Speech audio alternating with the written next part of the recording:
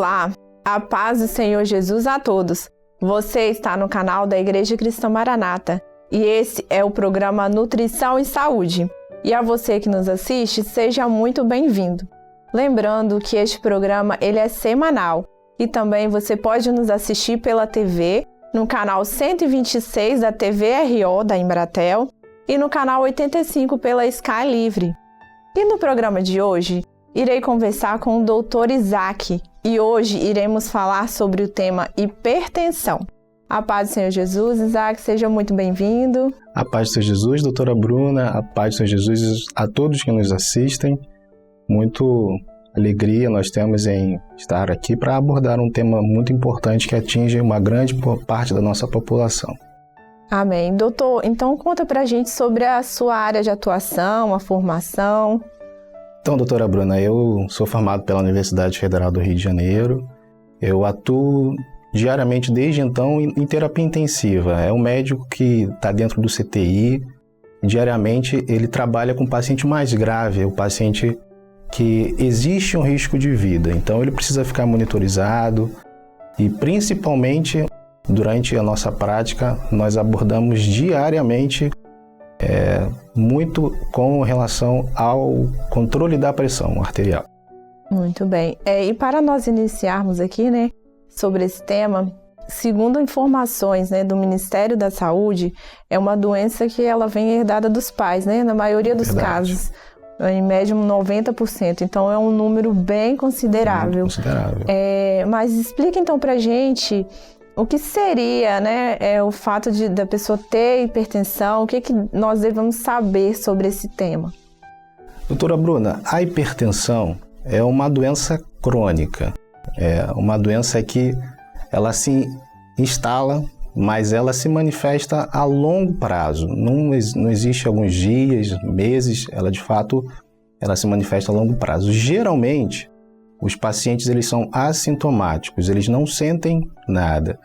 Quando eles percebem alguns sintomas, por exemplo, como dor no peito, dor de cabeça, tontura, a hipertensão, ou seja, a pressão alta, ela já está elevada. E aí nós precisamos utilizar mais de 2 medicamentos para fazer o controle da pressão arterial. Segundo a Sociedade de Cardiologia Brasileira, o diagnóstico de hipertensão ele ocorre quando o médico afere a pressão do paciente e no consultório a pressão com valores acima de 140 por 90 milímetros de mercúrio. É o popular 14 por 9. Então, quando a pressão dá 14 por 9, a gente tem um diagnóstico de hipertensão. Algumas outras literaturas, elas reduzem esse número para valores de 13 por 8, 130 por 80, com o objetivo de que possa ocorrer o diagnóstico mais precoce, possa reconhecer esses pacientes que eles vão ter um fator de risco mais elevado para gerar hipertensão, para desenvolver hipertensão e desenvolver as doenças que são as doenças mais crônicas. E principalmente quando nós falamos sobre hipertensão arterial, o nosso objetivo é evitar que ocorra lesão em órgãos-alvos. Quando nós estamos falando de lesão em órgãos-alvos, nós queremos nos referir aonde a pressão faz mal. São basicamente 4 órgãos, o cérebro, o coração, os rins, os vasos sanguíneos.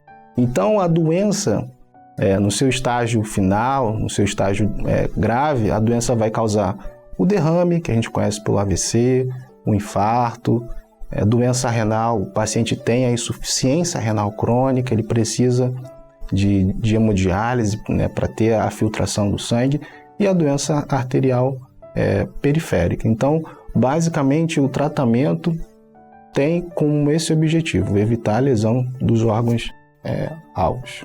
E quais seriam as principais causas da hipertensão? Doutora Bruna, a doença ela é multifatorial. Existem muitos fatores que causam a hipertensão. Para a gente poder falar um pouquinho, só para explicar para quem está nos assistindo em relação à pressão, quando o nosso coração ele contrai, o sangue ele passa pela artéria e ele vai ser distribuído pelo corpo. Depois a gente vai colocar uma fotinha para ilustrar. Então, quando o sangue passa pela nossa artéria, existe uma força, a força que o sangue exerce sobre a parede da artéria. Essa força é o que nós medimos como sendo a pressão. O que acontece no caso da hipertensão é que existem alguns fatores, nós vamos abordar mais à frente, esses fatores eles alteram a musculatura da parede da artéria. A artéria ela é uma estrutura elástica, ela tem o potencial de, conforme as atividades do nosso dia a dia, por exemplo, quando nós fazemos uma atividade física, um esforço físico, é normal que a nossa pressão fique mais alta. De outra forma, quando nós estamos em repouso, é normal que a nossa pressão fique mais baixa. Então, a artéria ela tem essa capacidade. O que acontece na hipertensão, que é um processo crônico como nós abordamos, é que acontece um enrijecimento dessa artéria. A parede, tem uma outra fotinha para mostrar, a parede ela fica rígida. Então, a longo prazo, o coração ele precisa contrair com mais força para bombear, para que o sangue chegue nos órgãos, seja distribuído pelo organismo. Então, esse processo a longo prazo é o que aumenta a pressão. É a força maior, mais do que o normal, que o coração precisa fazer e, de fato, então, se transmitir como sendo a hipertensão arterial. Uhum. E além dessas causas, nós sabemos também que a incidência é maior em pessoas que já têm um quadro de diabetes. Sim. E isso também se relaciona com a idade. É por isso que geralmente nós percebemos que na população, quem tem pressão alta, muitas das vezes também tem a diabetes. Sim. E é bem comum a gente ver isso nos consultórios. Mas quais são os tipos de hipertensão que nós temos? Doutora Bruna, nós temos dois tipos de hipertensão. Uma hipertensão primária, que é a hipertensão essencial, que é a hipertensão que acontece, nós vemos na população em geral. Essa é a hipertensão primária. Ela tem vários fatores, ela a gente chama de idiopática. Muitas das vezes ela não tem um fator que deflagra a hipertensão. Por outro lado, nós temos a hipertensão secundária. Ela é secundária como o próprio nome diz. Ela é secundária, uma patologia, uma outra doença, que essa doença ela gera uma alteração na pressão e que se mostra como uma pressão mais elevada, como a hipertensão arterial. Então, quando a gente consegue controlar essa segunda doença, essa primeira patologia, na verdade, a gente acaba quebrando esse ciclo e o paciente deixa de ficar hipertenso. Então, são coisas diferentes, são processos de doenças diferentes. E o que pode piorar no quadro da hipertensão? Existem muitos fatores, A gente pode falar dos fatores naturais, por exemplo, a idade. Os pacientes que são mais idosos, acima de 60 anos, estudos mostram que mais de 65% dos pacientes idosos têm pressão alta, têm hipertensão. Isso é por um processo natural do envelhecimento, ocorre um enrijecimento da própria parede da artéria e isso leva ao processo de hipertensão. A gente pode citar outros fatores, como, por exemplo, o fator genético, que é aquele fator que é herdado de pai para filho, a gente ainda não sabe também a característica, mas é um fator que naturalmente o filho ele vai ter muito provavelmente hipertensão quando seus pais, seus avós, eles têm hipertensão. Por outro lado, o sedentarismo, a gente observa que a prática da atividade física diária, o exercício físico, ele tem um papel principalmente de vasodilatação na parede da artéria. Então, esse processo de vasodilatação a longo prazo, com a atividade diária, é o que impede que ocorra aquele enrijecimento, aquela rigidez que a gente comentou um pouquinho atrás. Então, o paciente que ele é sedentário, ele tem essa dificuldade um pouco maior. De outra forma, também a obesidade, o paciente que ele tem 20, 30, 40 quilos mais do que o peso normal, o coração dele vai precisar fazer um esforço maior para que haja a distribuição do sangue pelo organismo. Então, isso também vai surtir numa elevação da pressão arterial de longo prazo.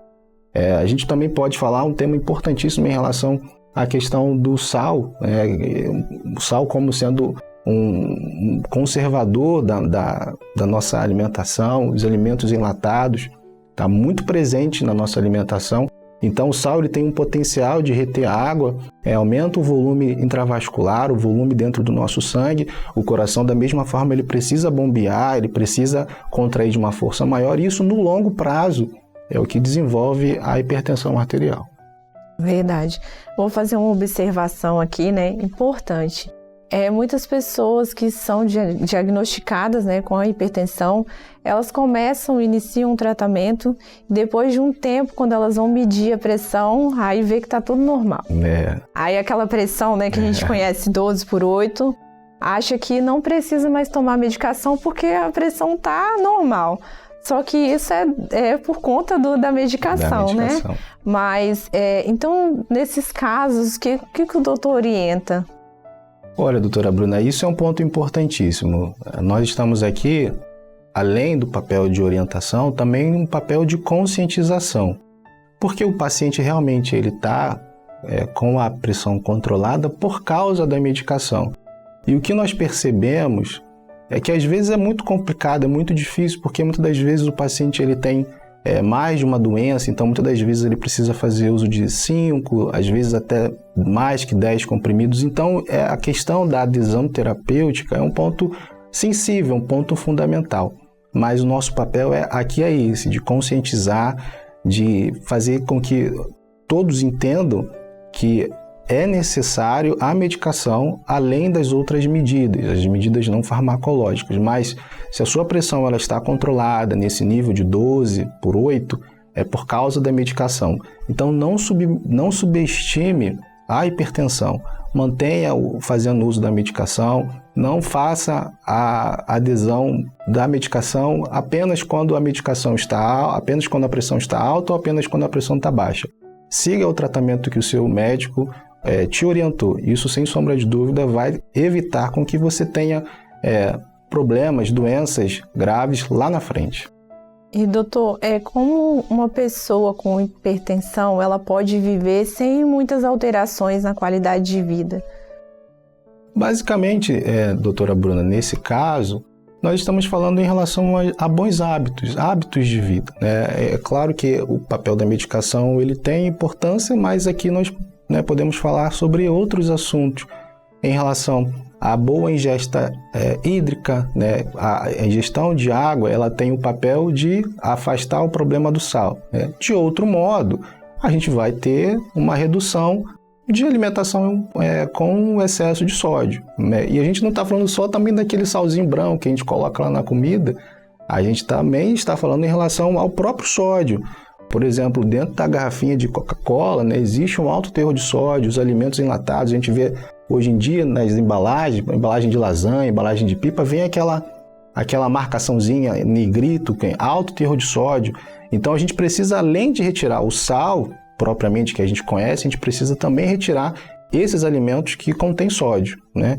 De outra forma, a gente pode falar também em relação à prática diária de atividade física, tem aquele papel que a gente abordou em relação à prevenção da rigidez da parede da artéria, a boa prática de sono, retirar, claro, também o estresse também tem um papel fundamental. A gente também não pode esquecer, um meio da gente abordar aqui de saúde pública em relação também ao tabagismo, ao alcoolismo, também são papéis fundamentais. Então, quando a gente retira tudo isso, a gente tende a ter uma maior qualidade de vida lá na frente desses pacientes.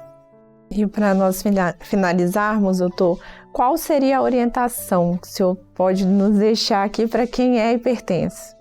A orientação é isso que nós abordamos, né? Ter boas práticas de vida, retirar o excesso de alimentação que não faz bem, principalmente, além da procura do atendimento profissional médico, é importante também que haja uma equipe multiprofissional por trás. Então, é importante que haja o apoio de uma equipe de nutrição que vai orientar em relação à alimentação, em relação a uma boa dieta.